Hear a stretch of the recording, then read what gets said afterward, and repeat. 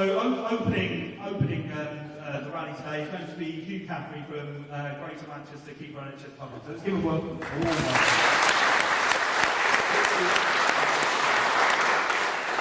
the people at the back hear me without a microphone? No. Yeah. So born with a big gob and only got louder since. Yesterday's huge meeting at the Cathedral and the demonstration the day before have proved what we knew already. Nobody agrees with the Tories' policies apart from themselves and the banker class behind them. But what it's going to take to save our NHS is the kind of demonstration we saw on Sunday in every town and city across the country.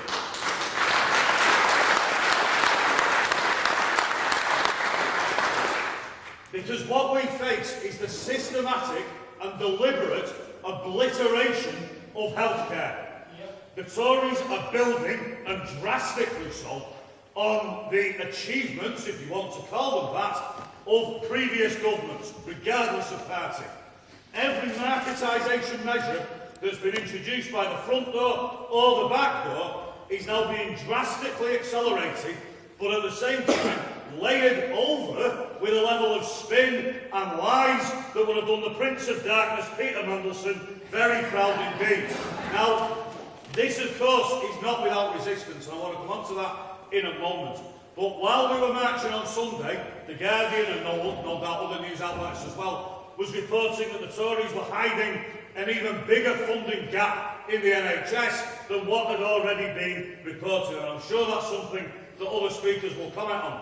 Meanwhile, locally in the news at the same time, aside from the Devo Mank project that I'll describe, there was also an updated report about the ongoing crisis in Manchester mental health services, which is at the nexus, really, where all the marketisation and cuts measures are forcing an essential service in this city to the wall. Quite unnecessarily, if you leave out the market for whom all these policies have been designed to benefit. It's only a few days since we saw the huge demonstration by junior doctors and medical students in the city, and we've seen them elsewhere around the country as well. And this is the music of the future. And I see our role in Keep Our NHS Public as helping bring campaigns together, helping link up with the trade union movement, helping bring together an umbrella locally so that we can unite the struggles against what we face. Because what we face here in Greater Manchester is the closure, in reality, of 6 out of 10 of our district general hospitals. Now, we've already had 2 of them shut in recent years. We've had Rochdale Infirmary turned into a glorified clinic, Trafford General, the birthplace of the NHS, downgraded to the point where now there are queues round the block outside the next nearest hospital. That next nearest hospital is Wythenshawe. That's one of those that faces being downgraded under the latest plans. This is madness, but it is madness with a method. The method is to concentrate services along the American lines so that they're far easier to privatise. Much easier to extract profits from a concentration of services in one place that run a complex but socially useful healthcare system across a wider number of sites. And that is what this is about. And so we've got 6 out of 10 hospitals facing losing emergency surgery. It's already come out that North Manchester General Hospital faces losing not just outpatient surgery, but inpatient surgery as well, and its patients in reality will be transferred elsewhere. We face the obliteration of an organised health system in Greater Manchester. And we also face, via the devolution agreement, not anything resembling devolution in terms of local accountability, but actually a centralisation of services. The services that at the moment are provided by or facilitated by the local authorities in terms of public health, in terms of care, in terms of care homes and so on, largely outsourced and privatised but still falling under the local authorities' remits, those will go from being run by 10 local authorities to 1. Headed up by the same personnel who were very proud to march on the demonstration on Saturday against the Tories, the leadership of Manchester City Council, Why they were there, I don't know, because they were all sitting on a podium with George Osborne 12 months ago, signing up to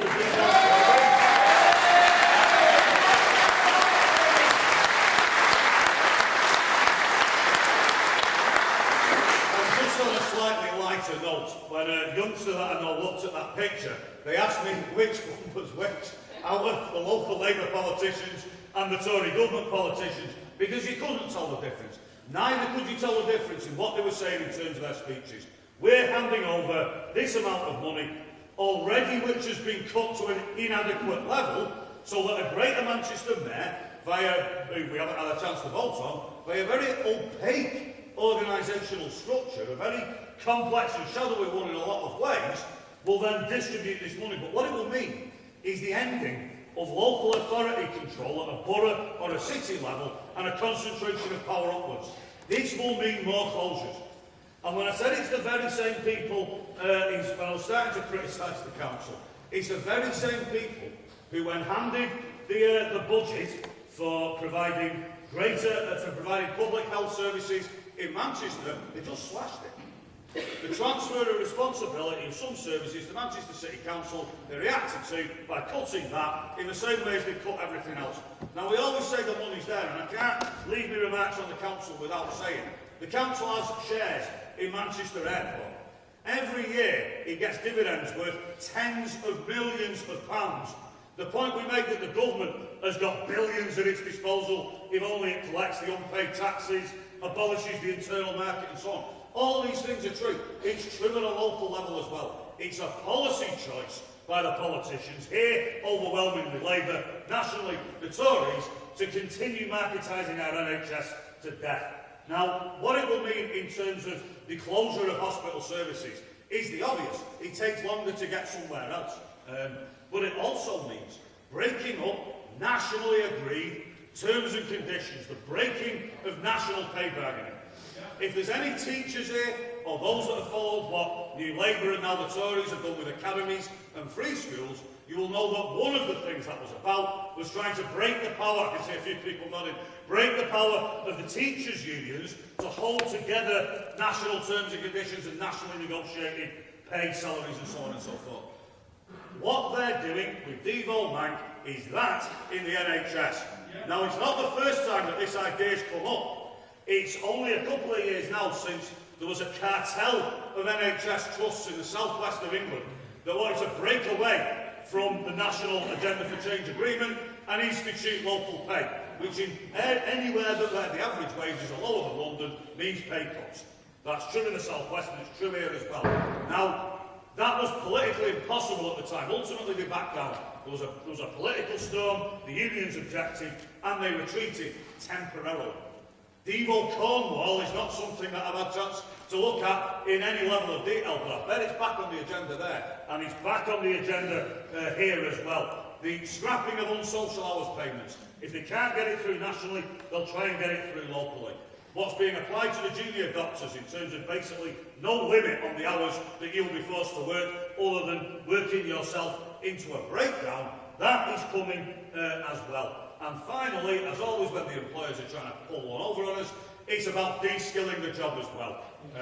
At the expense of services, at the expense of working conditions for the more junior staff that will be forced into taking more senior roles without the pay concomitant with that, and of course, all about saving money as well. It's a disaster for students in terms of the places where they can be placed in order to train, and it's about breaking accountability. And the final point that I want to conclude on is here. It's all about privatisation and trying to strip away any local structure that you can influence, not even democratic ones, things like clinical commissioning groups. That's all going to be centralised upwards to a Greater Manchester level as well. It's all about trying to make it impossible, or nearly impossible, for us to fight back against this by concentrating power and control so far away in such a small number of hands, hiding somewhere in a cupboard in Manchester Town Hall, that it will be very, very difficult to challenge them. That's what they think. Now, once this starts to break in the news in Greater Manchester, then we will see the beginnings of a reaction. We've done campaign stalls, leafleting and so on, our local activist report, as it starts to become understood that what's at stake here is the future of our hospitals, then the reaction is what you would expect. Disbelief, rage, and a question of what are we going to do about it. And that's why this Saturday, Keep Our NHS Public Greater Manchester has organised a conference which you are all very welcome to attend. The leaflets are on the side there. Getting together against Healthier Together as the start of a coordinated campaign to defend all our hospitals, because none of the cuts are wanted. We don't want some of them to be saved, we want all of them to be saved, and that is just the starting point for a campaign that then goes on the front foot for a renationalised, publicly accountable, fully funded NHS where the spins and speculators are moving unceremoniously out of the back door, and instead patients and the public are put first. So thanks for listening.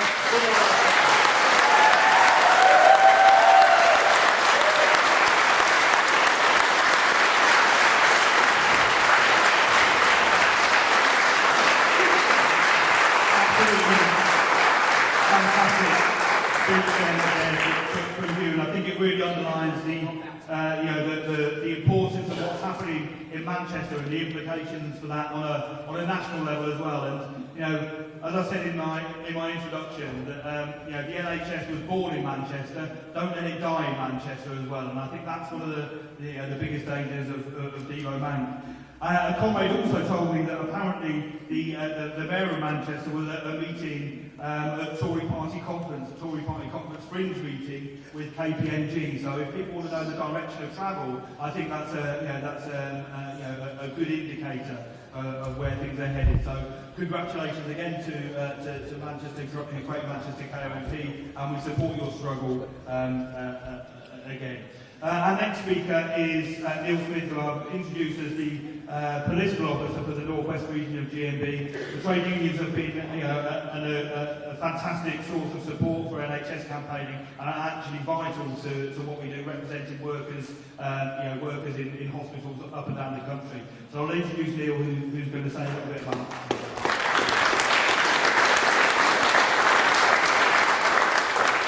Thanks for that welcome, Steve.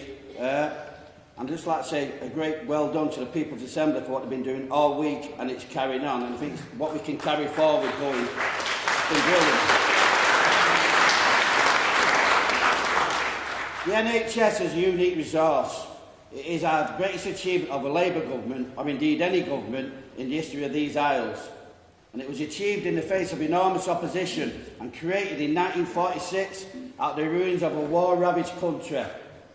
In the words of its founder, Bevan, it was designed to provide the best health, advice and treatment possible for all the people of Britain, based upon need rather than the ability to pay, an integrated universal system of health stretching from the cradle to the grave.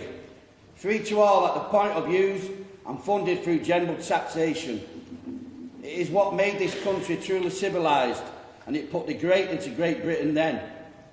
It has freed millions of people from the grinding tyranny of sickness and poverty in order to lead healthy and productive lives.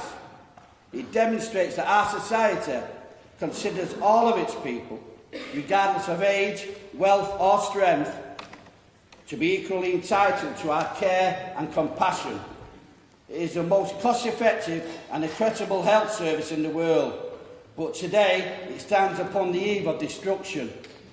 The victim of 1,000 cuts, hollowed out through subterfuge, the reckless pursuit of ideology and by sheer greed. And you have to excuse my language, sheer greed by the few greedy bastards. And squeeze on funding.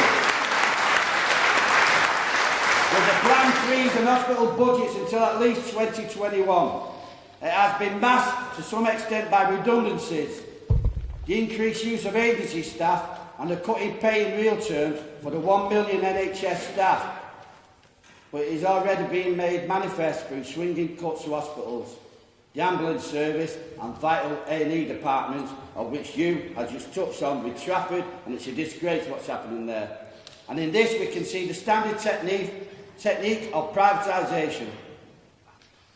You strip away funding till core services are cut to the bone, you're understaffed, you're marketising, you de-skill until the system no longer works.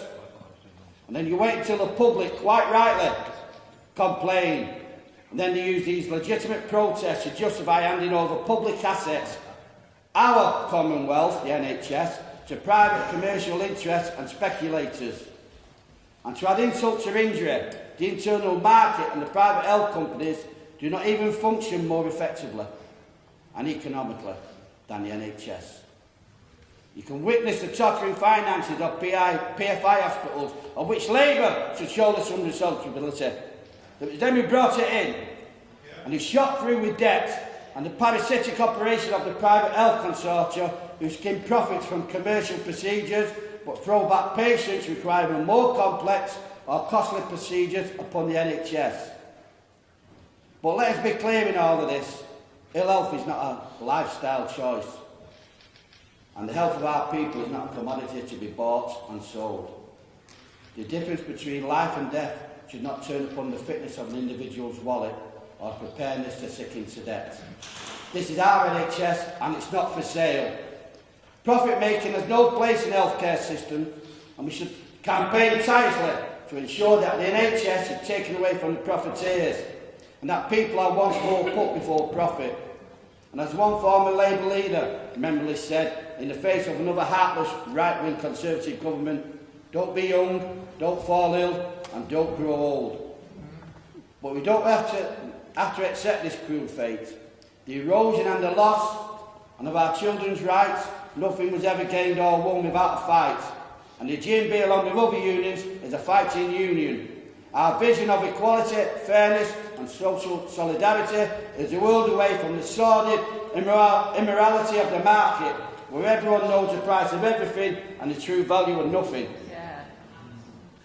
And our NHS remains a common treasury for all of us to share. It's something worth campaigning for, that's why we're here, and fighting for, and that's why we won't go away. And that fight, sisters, brothers and comrades, begins today and carries on. So I'm asking you that you join with us, the People's Assembly, and we begin to change the world. Thank you very much.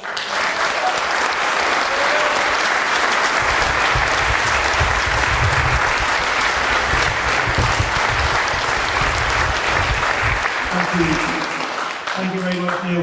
And as has been mentioned, they spoke at the rally on Saturday, and I know that there was a big demonstration in Manchester last week, which was involving the junior doctors who are campaigning and maybe moving into industrial action. We did hope to have a speaker from the campaign today. Unfortunately, they're not able to make it today because they're in lectures, but they have sent a message thanking people for supporting their campaign, but also saying that the struggles for the NHS and their campaign need to be linked together, and that their struggle is our struggle is their struggle, and they thank us for our continued support.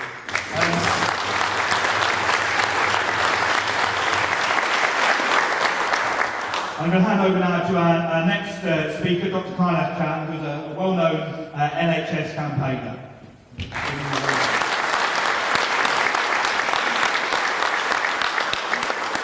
Thank you, Steve, and thank you very much for coming this morning to listen to all of us. Can you hear? Yes. Really close to that one. You need to be really close to the microphone. Okay, all right. Well, I have worked in NHS for over 35 years. Started my life as a junior doctor. I was a GP trainee. Then I was a GP in Tameside. And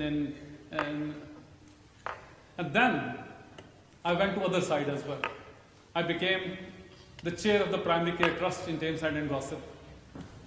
And now I actually deputy chair of British Medical Association as well, and chair the Health Watch in Tameside and Glossop. Friends, this is a world-class institution, NHS. It's served by world-class staff. And now it's being torn apart by second-rate politicians.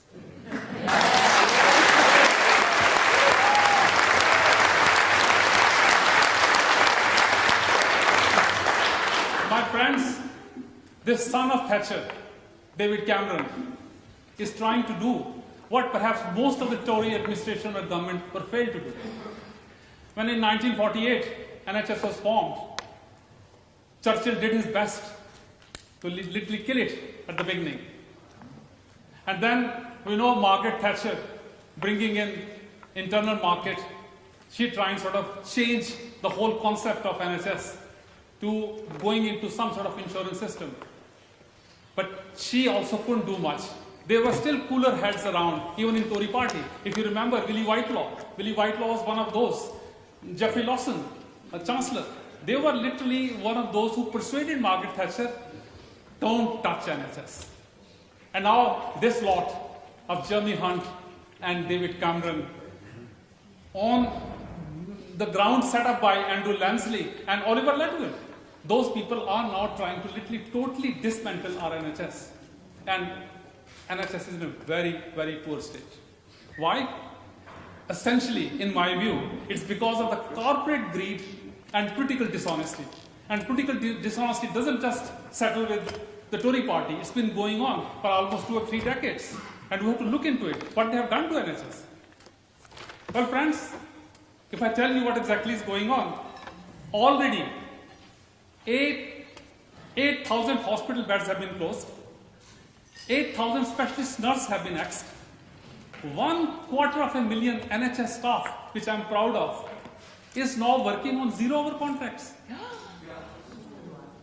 1/3 of NHS walk-in centres have been either closed or downgraded.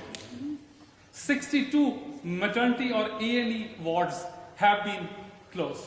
This is what is happening. This is what Hugh Caffrey was talking about.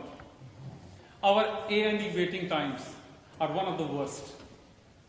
3 million people are now waiting for their operations.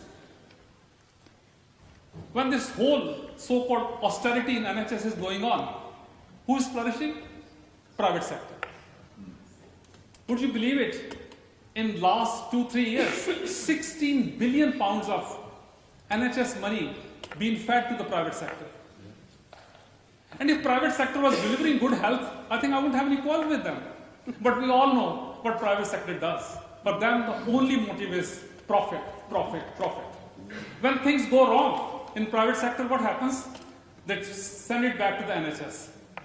There were 6,000 patients who had some sort of emergency coming in from so-called DUPA and this AXA and all were sent back to NHS. Is this the way to run a healthcare? Who is benefiting? Just a few big corporate houses.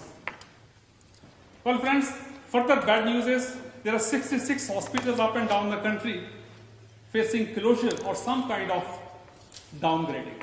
That's what is happening in Greater Manchester as well. When Hugh Caffrey talk about healthier together, that's the real worry is. Yeah. The worry is Manchester devolution. Now, the principle behind Manchester devolution, I have no quarrels with it. We all want that if NHS got to sustain, that it got to have joined up social care and medical model. But now look at it, what exactly is happening in Manchester devolution. The £6 billion is yesterday's money. It's not good enough anyway, as far as Manchester is concerned. We have one of the worst so-called health inequalities in Greater Manchester. We all know that. My real concern or worry is that the social care model here essentially is based on privatization. Most of the social care in NHS is run by private sector. And it's mean tested. Now, if you combine social care and medical model, and medical model also becomes mean tested, what's going to happen to people who can't even afford perhaps eating 2 ends meat? And we know how much food banks have flourished in our part of the world. So these are very, very difficult and huge times. And look at, again, coming back to my good friend David Cameron, who in my view is one of the biggest con men, who has won this election just on the basis of...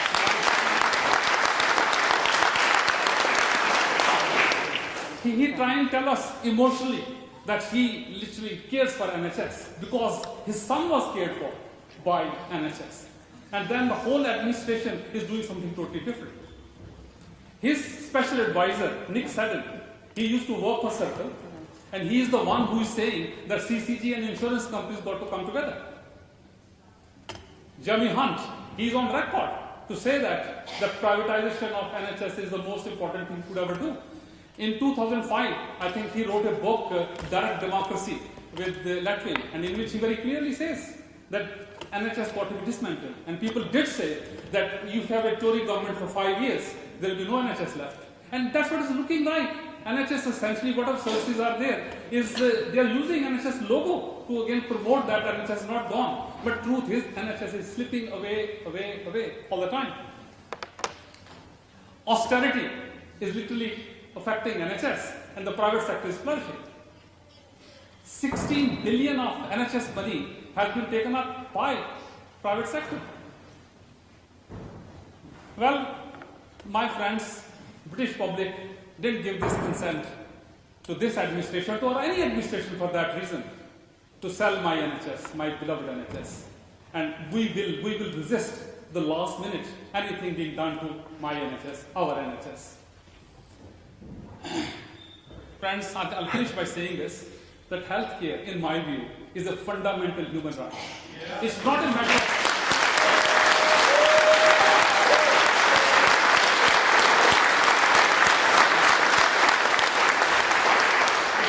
of privilege or charity. It's our right, and we will fight for this right. And let me finish by reminding Mahatma Gandhi, one of my ideals of the last century, that health is the real wealth, not piece of gold, but not something you sell you bank. So let's fight for NHS. Long live NHS. Thank you.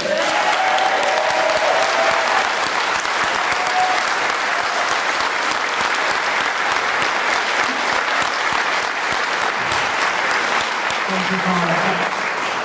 It was fantastic, and I think the ending message there about fighting for our NHS is one that we're certainly going to be taking forward today.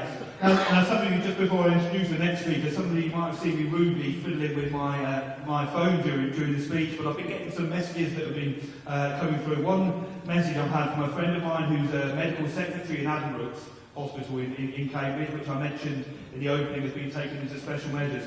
Well, she just sent me through something to say that things are so bad now that there's now a paper crisis within Addenbrooke's Hospital. Their department is down to 2 reams of paper, and they're being told not to order any more paper. So, and there's it's comical in a way that you've got this paper shortage. The consultants are pretty angry about this because, as they quite rightly say, they still have to write to people, write and send letters out to patients. And one of them, in fact, said apparently that he wanted to write a letter to Jeremy Hunt but couldn't find an envelope. But I mean, that shows the scale, really, of what it is that we're facing, and a chronically underfunded National Health Service. And if in a hospital like Addenbrooke's is suffering a paper crisis, we know that there's other hospitals across the country. I think it's just a microcosm of the national picture. So talking of the national picture, I'm now going to introduce Tony O'Sullivan, who is from Keep Our NHS Public. Many of you will know Keep Our NHS Public is a national organisation formed back, I think, in 2005 to fight against NHS privatisation, and have led some fantastic campaigns across the country. So thank you, Tony.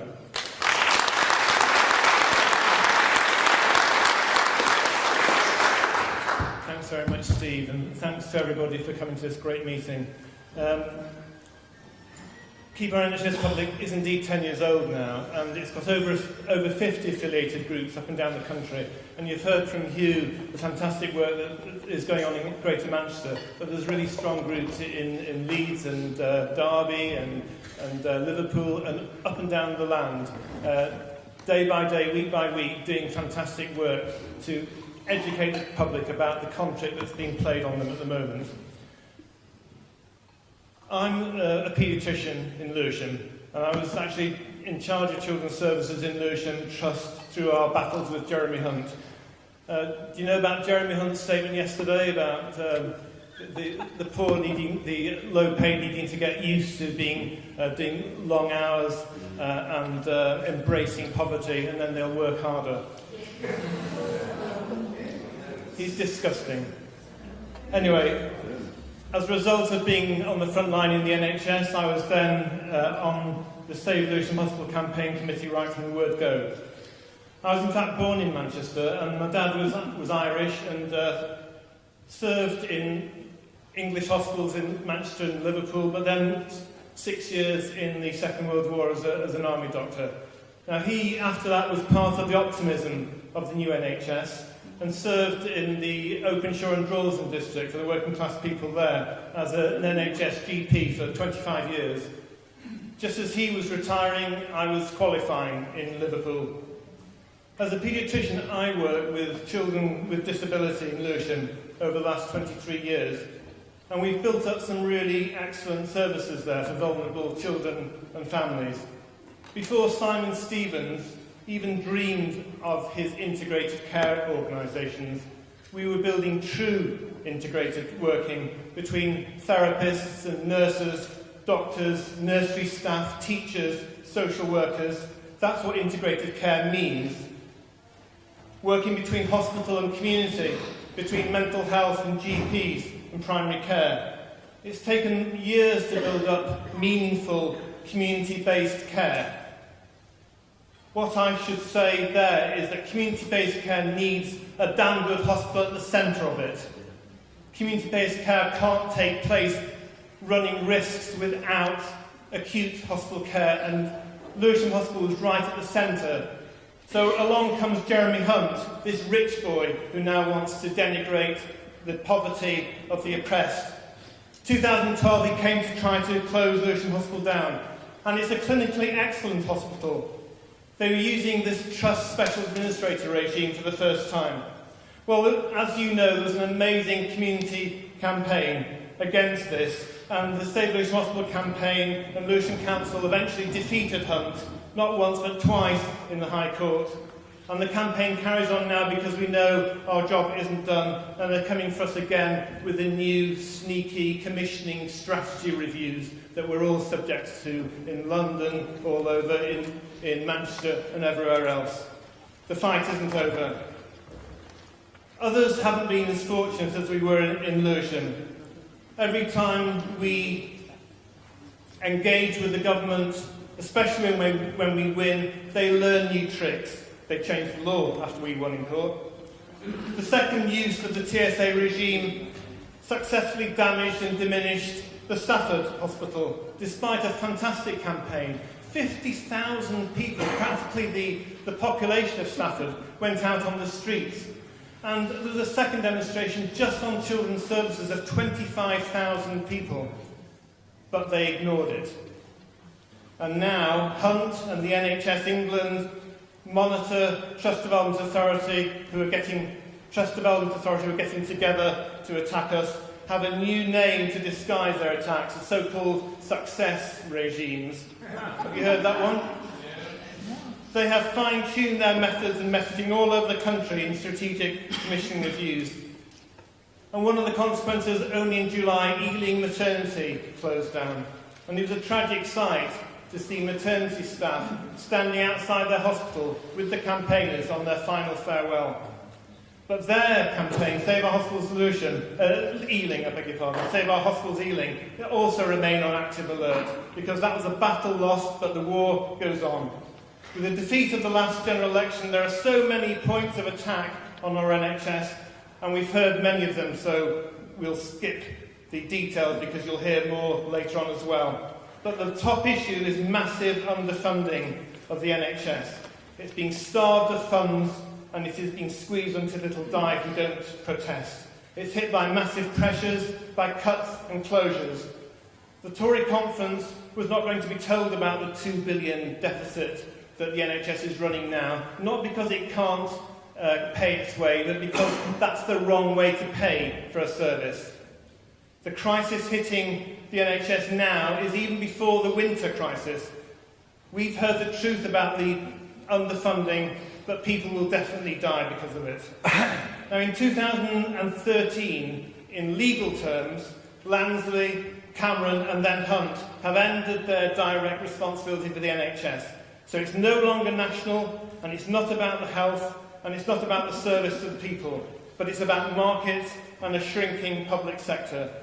And yet Hunt is still free politically to interfere daily, to manipulate news and political messaging, to attack nurses, doctors, hospitals, and even chief executives when he wants to.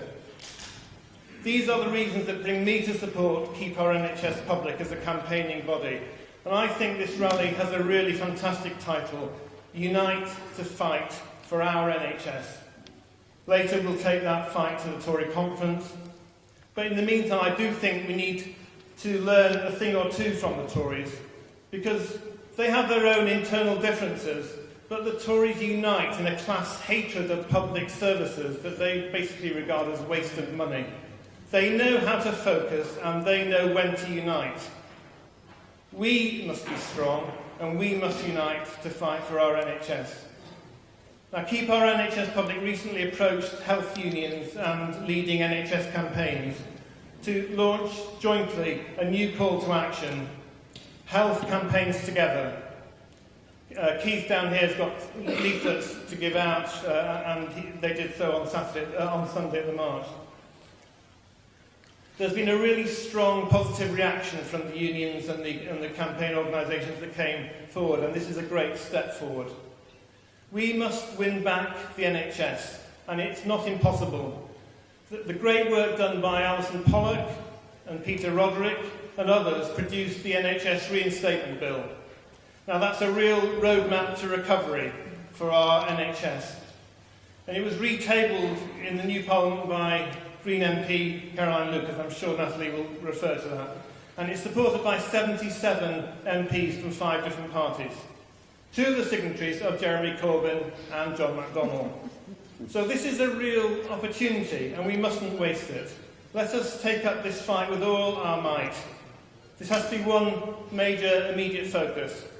One amongst many, but one important one now, for KMP and for health campaigns together, alongside fighting cuts and closures.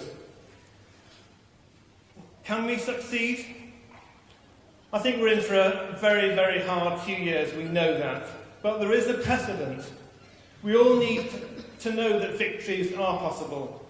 The saving of Lewisham Hospital, in my view, boosted the morale of NHS campaigners around the country.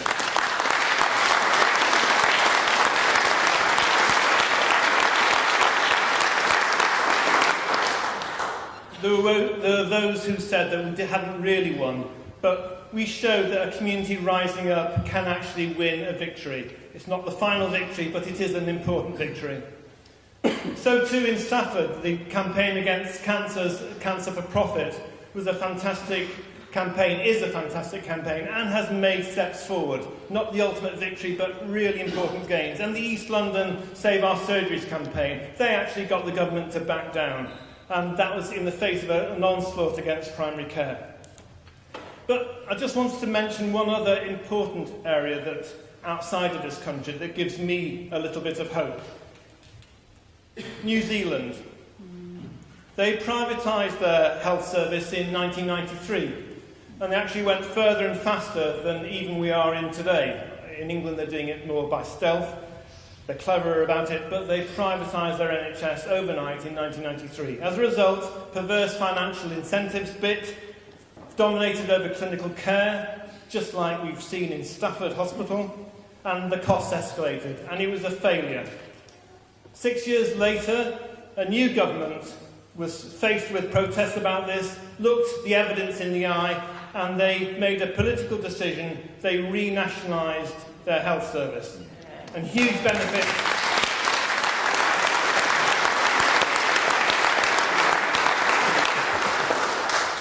Huge benefits became clear quickly, because as we know, we're heading for 30% of the national budget being wasted chasing money around the system and creating profits.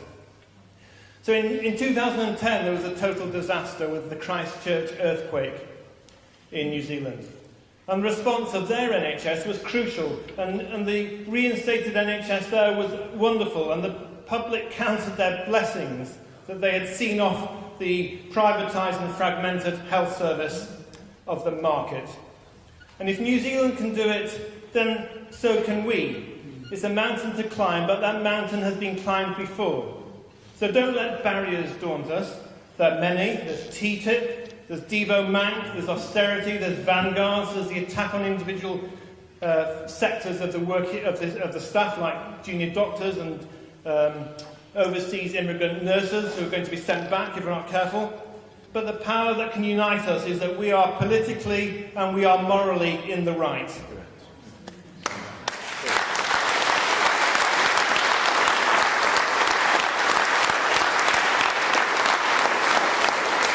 So please help us to unite to fight for our NHS and join us in campaigning for health together. And today we're going to the Tory conference. Between now and March, I ask you to promote the NHS bill.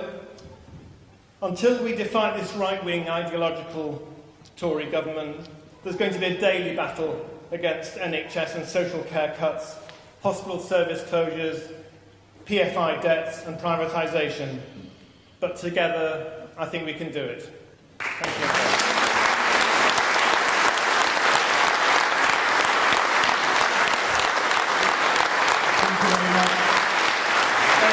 And I think that message, again, just to reinforce that message about working together and united, we're stronger, and I think it's a really important message. So thank you for that, Tony, and also for pointing to the victories that we've won at Lewisham Hospital, because I think it's important that we do have those examples to look at for inspiration and hope for the future of our NHS.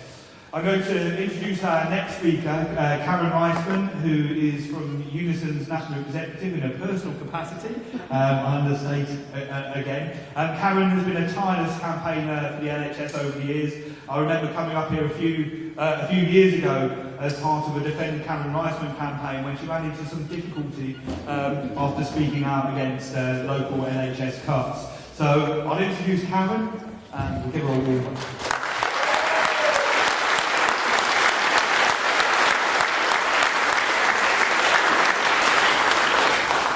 Very much. You can see I've learnt absolutely nothing as I'm still speaking out against NHS cuts, and I intend to carry on until they stop.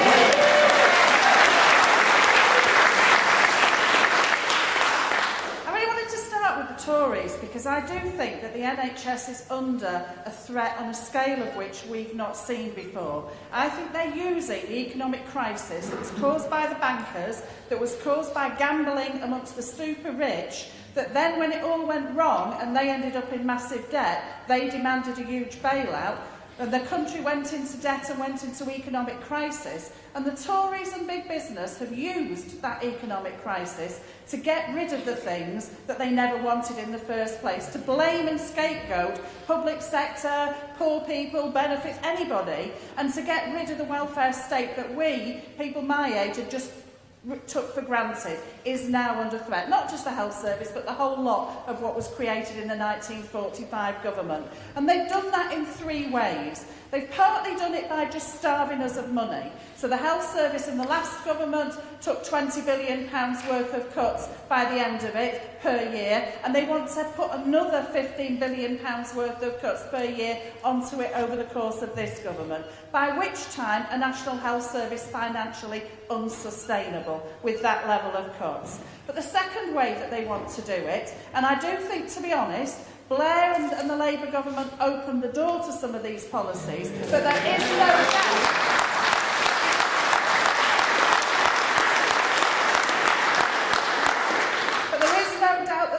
They opened, the Tories have run through with glee and are absolutely smashing everything in the shop that's been left. So the market is absolutely destroying our health service. Here in Manchester, we have a mental health service where the private finance initiative beds down in South Manchester cost 4 times as much as the NHS beds in North Manchester, which means when they built the South Manchester PFI hospital, they had to close 30 mental health beds because they couldn't afford it from day one. And from that day, Manchester mental health has been in absolute crisis because it's paying the weight of this nonsense of PFI, which is like buying a house on a credit card, we do, and who benefits? The people at the very top. And it squeezes money day by day out of our health service. When I started in the health service in 1982, we were the most efficient organisation in the Western world.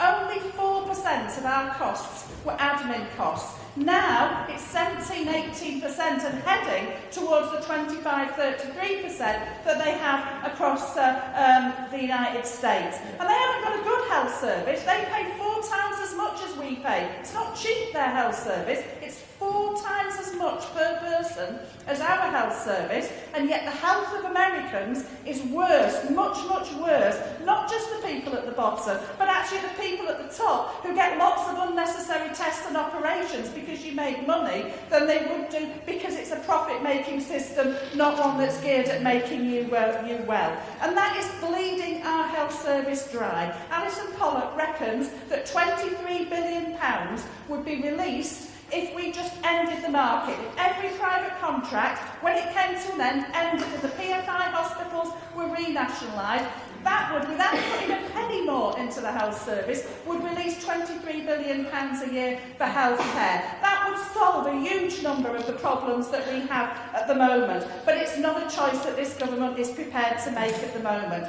And that means that the combination of starving us of funds and stealing half the funds that we've got to go into the private mechanism means that there is more and more rationing, there is more and more closures on a scale that we have not seen before. They plan, in the Healthier Together proposals for Manchester, not just to downgrade 6 A&Es, but they want to have 1,000 less beds in Manchester within the next 5 years. And you think already there is a jam-packed queue at every hospital ward. There is a queue at every A&E. There are people waiting at home. We have a waiting list in Manchester to be sectioned to go into hospital, and they want to close more of our beds. It is a disgrace, and people are dying today because of it, because they can't be asked to actually spend the money that we make, that we earn, that we pay into a health service that delivers for people.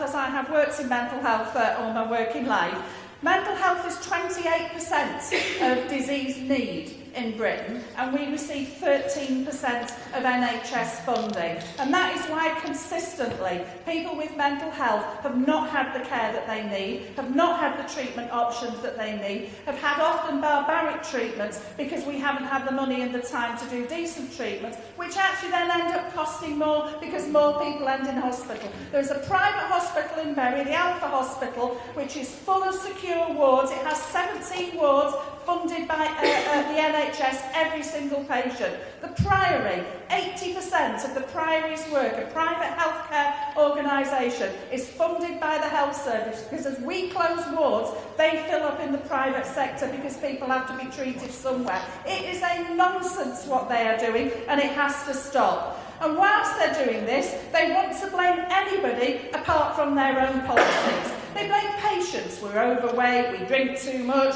we don't do enough exercise, anything to try and say it's your fault you're unfit, and we're going to use that to deprive you of treatment and exclude you from the care that you need. They blame staff and say that we're lazy, that we're greedy, that we're greedy after 7 years of a pay freeze, greedy after saying I don't want to work till I'm 68 because I wonder what sort of health worker I will be when I'm wandering around with my stick in my Zimmer frame and I can't eat and I can't do those things. They want to work us until we die. Junior doctors that used to work all the hours God sends and made terrible decisions when they were too tired to make good decisions, they want to undo those changes they made and go back to the days where you can work 63 hours in a row and still be expected to make good decisions for care. They want to blame migrants as if somehow they're stealing all our healthcare, and only we didn't have immigrants in this country, then there would be enough health service for you. Well, I'll tell you, 40% of nurses and 25% of doctors in this country are migrant workers, and if they took their...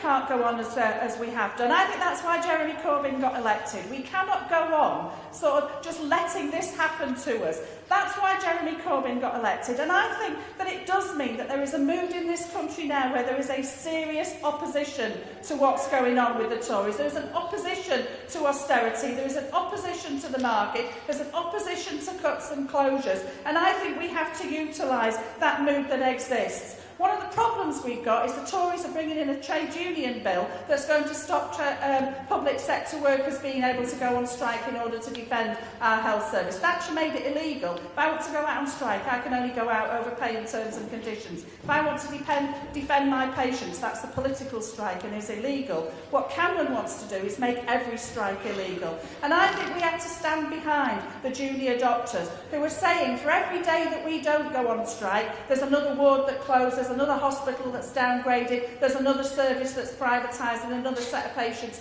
who are deprived the care that they're entitled to. I think we have to withdraw our labour and we have to start to fight for what is right in this country. And I think this time, I think we have got the mood of the people behind us. I think the people who've spoken today are right. We can fight and we can win. And I think there's an urgent need for us to do so.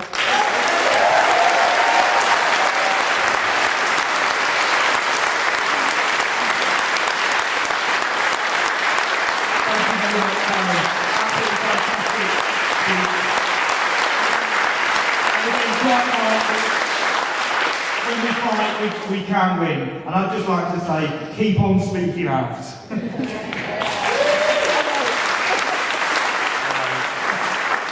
Okay, and I'm going to introduce our final speaker now, who probably needs no introduction, but I'm going to do one anyway.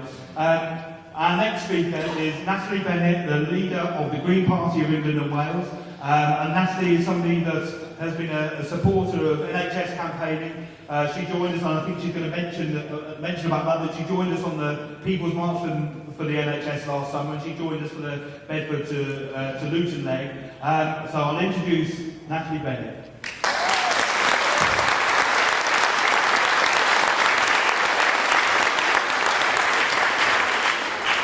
Well, thank you very much. I'm going to use the microphone here because I'm afraid the voice is getting a bit croaky and quite a bit of talking going on lately. Yes, I think we've heard a lot of great stuff here. I'm going to try not to go over some of the same ground. And I'm actually going to start with that Luton to Bedford leg. I get to see all the really seedy parts of the country. And on that march, we, as you do in the middle of the march, stopped and went into a pub. And the young lad behind the counter of the pub, behind the bar, maybe he was 19, 20, and he said, why have you all just walked into the pub? And we said, we're campaigning against the privatisation of the NHS. He said, what? They're not privatising the NHS. I've never heard of that. And that's what we're up against. And I think what we really have to do is really make sure that we make this concrete, make it real, make it local. I'm very proud, and I talk a lot about the NHS reinstatement bill that Caroline's presented in a cross-party effort, and the whole issues in that. The two key issues are the elimination of the market and the elimination of the profit motive from the NHS. Yeah. But they're very abstract concepts. So let's make it real. And in terms of the market, I can go to an anecdote that I was told on that Luton to Bedford march by an NHS worker who said that their hospital, under the contract they had with the clinical commissioning group, they had huge fines for the hospital if they got their billing wrong. So that hospital had employed a full-time staff member whose entire job was to check that the bills to the CCG were correct. Yeah. A full-time staff member serving the internal market. And I think, it's really important that we say the internal market, is a dreadful thing, and it costs Alison Pollock's figure 23 billion back in the 2010. The Health Select Committee put the figure then at 10 billion. The market is costing heaps, but it's really abstract. So let's make it concrete for people, really make it clear to people what's actually happening with the money for the NHS that's being funneled into the market. And I think too, one of the things when we think about the whole privatisation, the profit motive in healthcare, one of the things that I think, again, what to make it real, making profits out of the NHS, what does that mean? One of the, a lot of the contracts that have been let are for care for older people, which usually includes end-of-life care. And so let's actually think about for a second, Virgin Healthcare, United Health, Circle, for-profit companies providing end-of-life care. And I think when you say that to people, and you think this is a company who's under statutory obligations, their primary obligation is to make profit, And, obviously, one nurse, it'd be so much more efficient and make so much more profit if they're caring for 2 dying patients instead of 1. Or, 4 would be even better. So actually make it really concrete for people. So, let's talk about the marketisation, let's talk about the profit motive, but really bring it down to a concrete level. And I think that's really important. And I think one of the other things that we need to focus on is, and I think there's a great campaign going here in Manchester focusing on the whole Devo Bank and the damage there, but not just campaigning against the closure of local health services, but also thinking about what kind of asset is being sold off when they sell off a local hospital. I mean, I was in the Isle of Wight recently, and this is just a really good example of it. There's an old, basically cottage hospital. It's called Frank James, and it was built about 100 years ago and given to the people of the community. It was originally for the welfare of seafarers. It was given to the community, and over the years, the community put huge amounts of blood, sweat and tears and their own money into building up that facility. And I bet pretty well everyone in this room can think of a local health centre or a local hospital close to you. And think of all those little plaques that say, this wing was refurbished with the help of X £1,000 raised by the local community. All those cake stalls, all those community fundraising drives, they all went into those facilities. That's public money, community effort. And what happens? They're sold off, very often for development, into expensive private homes. And there goes, whoosh, that public asset. And that makes me really angry, and I rather think it makes you really angry too. And what we need to do is harness that anger, get people to say, no, I want my local hospital. That's our hospital. That's our clinic. That's our health service. And getting across that message, making it really concrete, is, I think, really important. But I want to add also to the optimism that we've heard here today, because actually it's very clear that what they're doing isn't working. And there was an article in the Financial Times about a week or two back, written in a very Financial Times style, but their complaint was the exuberant privatisation of the NHS is slowing down. I love reading the FT. It's when they get really upset that I get really happy. But it's interesting because it's both depressing and exciting at the same time, because in July there were only £5.8 million worth of NHS contracts let out. And that was the same as the previous July. And that compares to the growth from 2012 to 2014 of about 15% over those 2 years. And even this FT article is citing the fact that Circle, of course, handed back Fiction Book because it just couldn't make any money out of it. And pointing to the fact that Serco has actually withdrawn because they made such a mess in Cornwall, such a mess in Suffolk. They've actually decided to withdraw from providing private healthcare. So there's a lot to be won here. We've got a huge opportunity. It's a huge challenge. Now, I haven't got a lot of time today, and I have to say I'm sorry that I can't come with you on the march because I have to go somewhere else. But we know the public is with us. You look at the surveys and show that something like 90% of the public don't want the NHS privatised. And when you say to them, do you want, when your aged relative reaches the end of their life, don't you want someone there whose job is to care, not to make profits? Of course everyone says yes. We're on the right side, we're winning, we've got the powerful arguments. We've just got to make sure we get out there and make them in the best possible form.